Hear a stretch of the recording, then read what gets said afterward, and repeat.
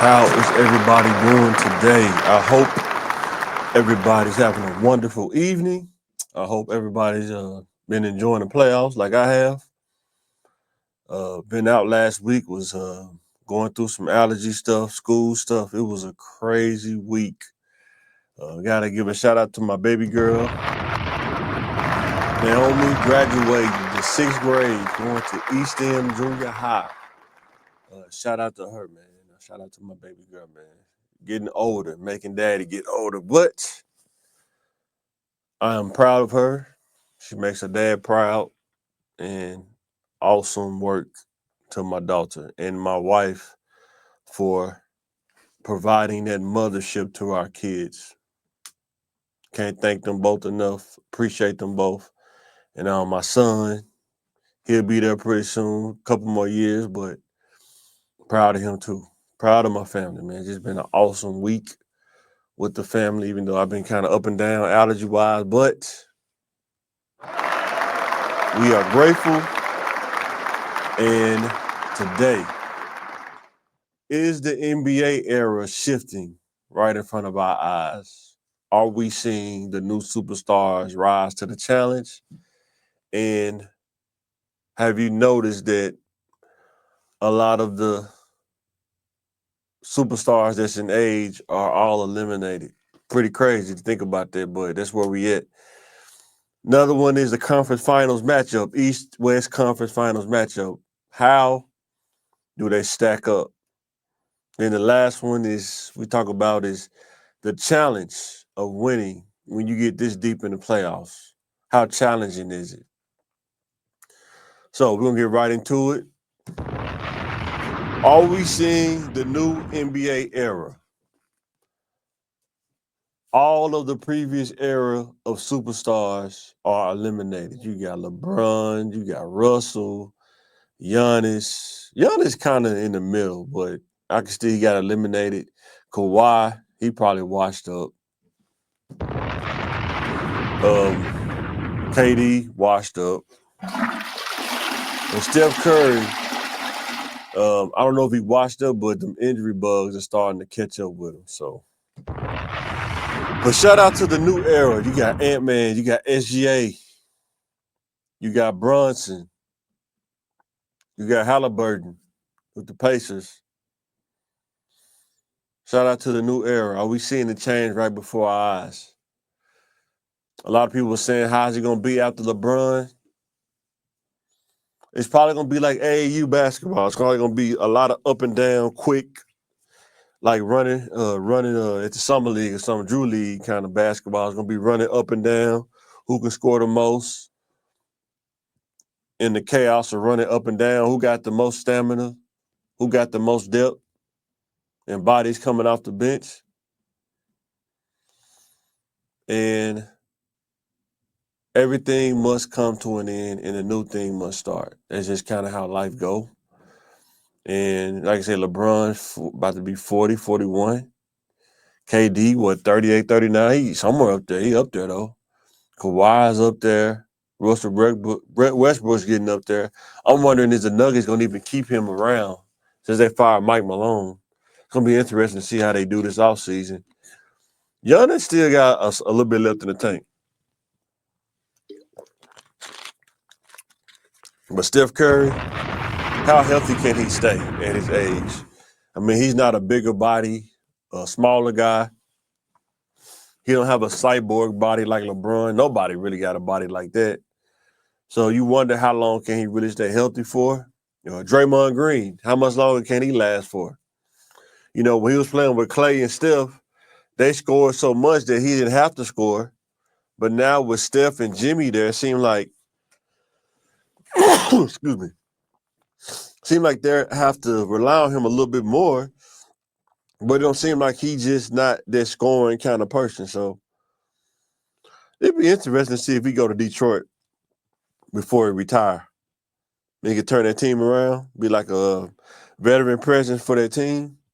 That would be probably interesting to see. But let me know in the comments, do you think the era that we're looking at is ending right before our eyes? So before we move to the next topic, please CTM Sports, Thinking Game Podcast on CTMTV on YouTube, Facebook, TikTok, Instagram, and I think Twitter or X. Be sure to go to those platforms, like, share, and subscribe. Share the clips on TikTok, Twitter, Instagram, on YouTube. Be sure to subscribe. Help us grow to reach 1K as we keep making the content. Thinking Game Podcast drops sometime next week. Thanks for those who've been watching, those who've been supporting. We appreciate the support. And so with that being said, moving to the next topic.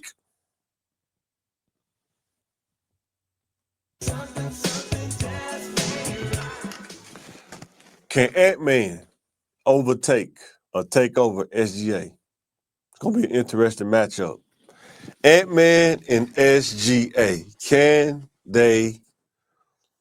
Ant-Man take over SGA? This is the time in the playoffs that you cannot slip up. Every game count. And the Thunder are probably like seems like they're like 8 men deep almost. And the other side of that coin, do the Wolves have enough depth for the Thunder? Because the Thunder has at least about 8 men. It seems like they're about 8 people deep, something like that. And they run. They can run up and down the court, and they can slow it down. SGA can kill you in the half-court game. He can do the mid-range. You can shoot the threes, turn around. Whatever you give him, he'll take it.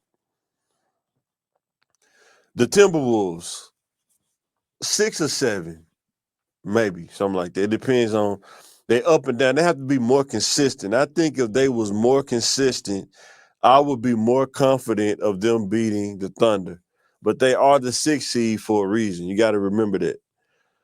So, if I had to pick right now, I'm going to say that the Thunder are going to win. It's probably going to be 4-3. It could be like 4-3, 4-2, 4-3. The Timberwolves is not going to lay down. It's not going to happen. But I just don't think they have enough to compete with the Thunder as far as firepower, overall defense, and coaching is concerned. I got to see how serious Ant-Man going to take it, because it would be nice for them to get to the finals. And if the Knicks got to the finals, we're going to talk about them next. But it's going to be interesting to see this matchup, the Timberwolves and the Thunder. And if the Timberwolves lose, what changes do they make in the offseason?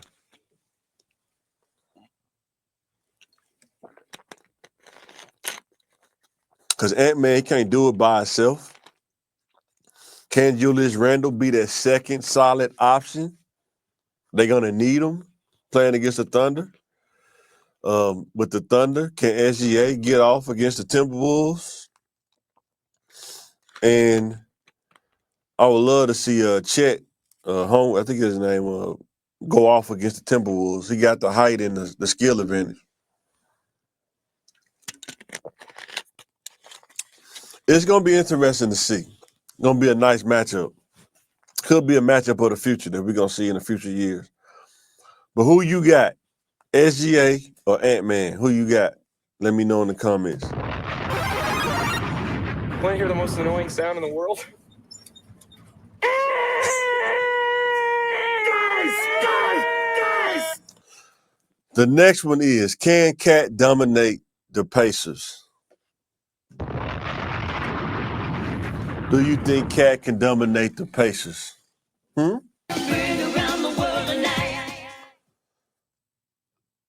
He hasn't been as dominant as I would want him to be, but I just don't think he just that kind of dude. I think he wants to be a finesse. What's my boy name? Ralph Tresvant. He want to be sensitive. You need a man with sensitivity. I don't think he that down and dirty big man that people want him to be. But he's gonna have to play some down low ball because Miles Turner and Siakam is gonna have a field day down in the post if he don't do that. They both kind of like to run, but I think the Pacers are better. So you really don't want to play that game with the Pacers. It's gonna be interesting to see because they played last year. It was a good matchup. How Halliburton has matured since they played each other last year in the playoffs. He been balling in this playoffs.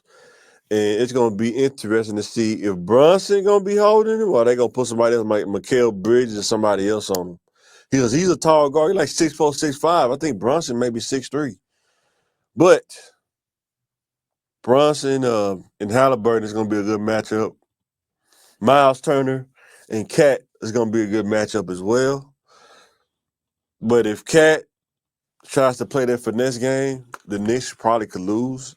If he dominate down in the post, if he can get them at least 10 points a game in the paint and maybe shoot 2 threes, I think he'll probably balance them out. But if he keep playing that behind the arc and keeping the inside open kind of stuff, that ain't going to work against the Pacers.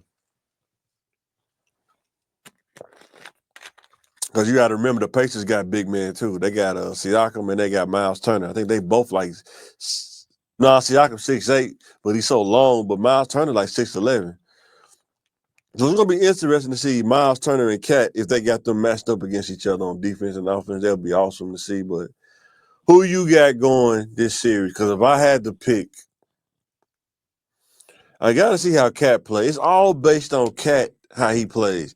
If he plays that old finesse game and try to get stuck in the perimeter, I think the Pacers can win this series. The Pacers are dangerous right now. They actually, I want to say the Pacers has more depth than the Knicks. Be on the lookout for that. How much stamina and energy do the Knicks have left? Because they only run like 5 or 6 deep. And when some of those players are not on, like Hart and Mikal Bridges and stuff like that, and Payne, they start to struggle on offense. They don't have enough scoring power. Carlisle got the Pacers so efficient right now.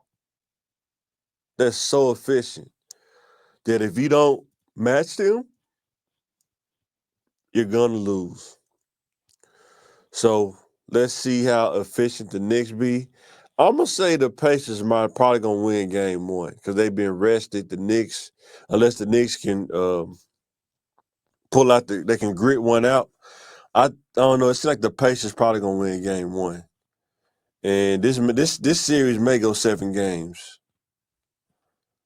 It could easily go 4-3 either side.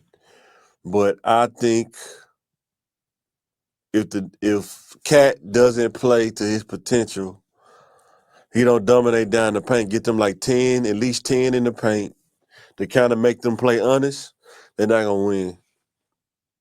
He has to dominate if they want to get to the finals. But that's just my take. That's just my opinion.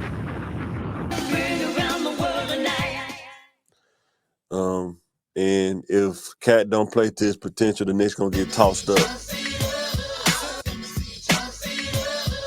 So the last thing, and I'm out this thing, is the level of difficulty in the playoffs now. Everybody's tired, muscles aching. You only get probably 1 day, sometimes 2 days off between games. And you got to think about the strain of the mental and physical fatigue that these guys have to go through trying to perform at the highest level. Even when your body don't feel like it, you may not be hurt, but your muscles are strained. One crazy move, you could pull a muscle, your hamstring can tweak on you, or muscle strain, stuff like that. And you still are expected to perform because you're trying to get to the finals. The mental strain, you playing in front of 30,000 plus people. Everybody screaming, the pressure of trying to win the championship. Think about for the Pacers, trying to win a championship. Haven't won a championship. Have they ever won a championship? I don't know. I don't think they have, but trying to win a championship, trying to just get to the finals. Think about Ant-Man trying to go against the Thunder, number 1 seed, trying to level up. Ant-Man would love to get to the finals and play against the Knicks if the Knicks got to the finals. Be Ant-Man on Cat. That'll be awesome finals. But the Thunder, man, I don't know, man. The Thunder got a complete team right now. They the number 1 seed for a reason. It's not just by happenstance. They the number 1 seed. They had the best record in the NBA. I think the whole NBA. And they have the most. I mean, they got a good starting 5, and they have like another 3 people coming off the bench. So, and good coaching always prevails in this time of the playoffs as well, because everybody's tired. The one-on-one basketball works a little bit, but when that fatigue kick in, like that fourth quarter, you can see the real from the fake. Who been working on their conditioning and who haven't. That's when everything, your jersey probably is wet. If you haven't changed jerseys, probably wet, soaked. Your muscles are tired, calf muscles hurting. You're not jumping as high as you used to jump on them jump shots. Adjustments have to be made mentally and physically.